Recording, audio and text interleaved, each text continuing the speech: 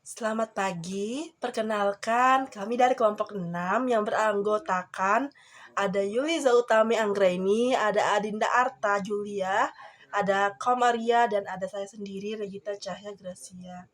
Nah, pada pagi ini dan dalam video ini kami akan menjelaskan tentang pengertian frontier itu sendiri dan juga pembangunan dan pengembangan frontier di Indonesia. Nah, pasti pada penasaran kan? Yuk, simak video ini sampai akhir ya. Frontier adalah sebuah istilah yang digunakan dalam berbagai konteks untuk merujuk pada batas, perbatasan, atau wilayah yang belum terjelajahi atau belum dikembangkan secara penuh. Dalam konteks geografi sendiri, frontier ini tuh merujuk pada wilayah di perbatasan antara dua wilayah atau lebih yang seringkali belum atau sedikit terjamah, di mana terdapat sedikit atau tidak adanya tanda-tanda kehadiran secara administrasi formal atau pemukiman tetap. Nah, konsep ini tuh berasal dari sejarah penjelajahan dan ekspansi teritorial, terutama dalam sejarah Amerika Serikat, di mana the frontier ini tuh mengacu pada perluasan ke barat dari wilayah yang sudah dekolonisasi menuju wilayah baru yang belum dijelajahi atau diklaim oleh pemukiman Eropa. Nah, untuk di Indonesia sendiri, konsep frontier ini tuh dapat diterapkan dalam beberapa konteks. Mengingat keragaman geografis dan sosial ekonomi negara ini, Indonesia sebagai negara kepulauan terbesar di dunia dengan lebih dari 17.000 pulau, memiliki banyak wilayah yang bisa dianggap sebagai frontier, baik itu dari segi geografis, ekonomi, maupun sosialnya. Nah, ini tuh termasuk dari wilayah-wilayah terpencil, daerah perbatasan, dan wilayah yang memiliki potensi sumber daya alam yang belum sepenuhnya dimanfaatkan atau dijelajahi. Nah, kalau kita lihat dari segi perspektif geografi sendiri, frontier itu memiliki beberapa karakteristik penting, seperti perbatasan geografis, di mana frontier itu seringkali berada di perbatasan geografi yang jelas, seperti sungai, penggunungan, atau hutan besar yang secara fisik memisahkan satu wilayah dari wilayah lainnya. Sebagaimana yang bisa kita lihat pada perbatasan di Papua Nugini dan Papua. Lebih tepatnya sih di Kabupaten Kerom, Papua, yang dimana terbatasi oleh pegunungan tengah Pulau New Guinea, yang merupakan beberapa pegunungan tertinggi di Oseania. Ini tuh berfungsi sebagai pembatas alami antara kedua negara.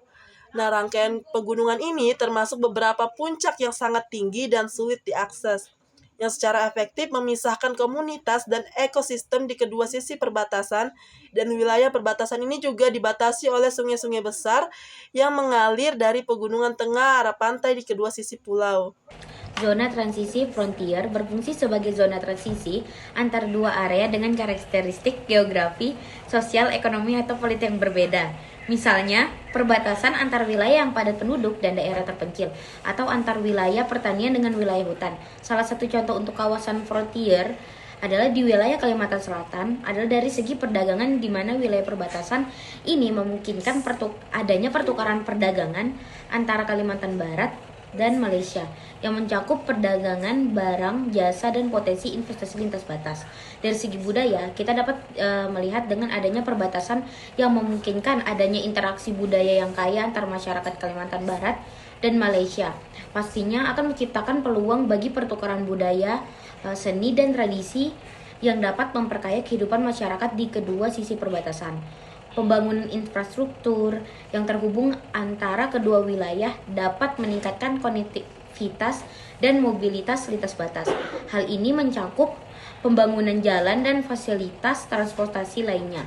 Dan sebagai wilayah yang mengalami tekanan untuk berubah dan beradaptasi, baik secara alami maupun akibat dari aktivitas manusia, frontier menjadi laboratorium untuk studi tentang adaptasi lingkungan, perubahan sosial, inovasi teknologi dalam sejarah juga.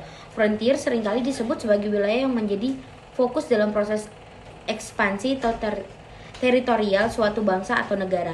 Ekspansi ini bisa berupa penjelajahan, pemukiman, atau eksploitasi sumber daya yang sering kali disertai dengan konflik dengan penduduk asli atau antara kekuatan kolonial.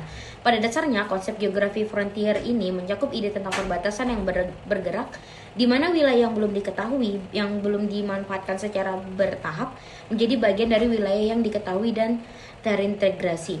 Ini menandai perubahan dalam pemahaman manusia tentang ruang dan tempat, serta hubungan mereka dengan lingkungan dan alam sosial. Pembangunan di wilayah perbatasan menghadapi sejumlah tantangan, termasuk kerjasama bilateral, membutuhkan koordinasi dan kerjasama yang baik antara pemerintah Indonesia, Malaysia, untuk menyelesaikan masalah perbatasan dan mempromosikan pembangunan bersama. Kemudian pengelolaan lingkungan, perlu adanya keseimbangan antara pembangunan ekonomi dan pelestarian lingkungan, terutama mengingat kerentanan ekosistem di Borneo. Kemudian perbedaan sosial ekonomi, perbedaan tingkat pembangunan dan kebijakan antar kedua negara dapat mempengaruhi dinamika sosial dan ekonomi di wilayah perbatasan. Dari segi ekonomi, wilayah perbatasan Kalsel Malaysia sama-sama memiliki kebijakan ekonomi yang berperan dalam wilayah perbatasannya.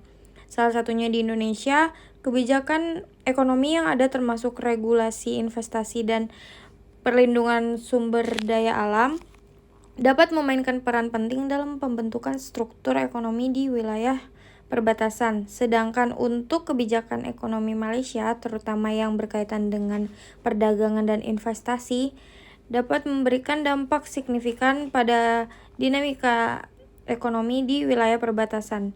Dari segi perdagangan, kedua jalur antar Kalsel dan Malaysia, di mana pola perdagangan Kalsel dengan negara-negara tetangga termasuk Malaysia, dapat mempengaruhi arus barang dan jasa serta ketergantungan ekonomi di wilayah perbatasan. Keterlibatan Malaysia dalam perdagangan regional dan internasional dapat memainkan peran dalam struktur ekonomi di wilayah perbatasan dan mempengaruhi peluang ekonomi lokal.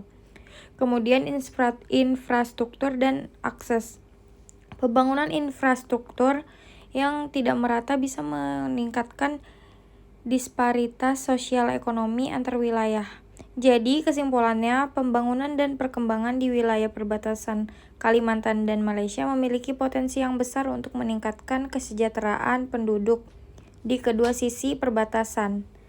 Namun, hal ini memerlukan kedekatan yang holistik dan keberlanjutan yang mempertimbangkan aspek sosial, ekonomi, lingkungan, dan keamanan.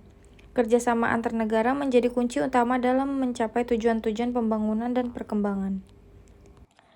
Sekian presentasi dari kelompok kami, kurang lebihnya mohon dimaafkan. Saya akhiri, selamat pagi.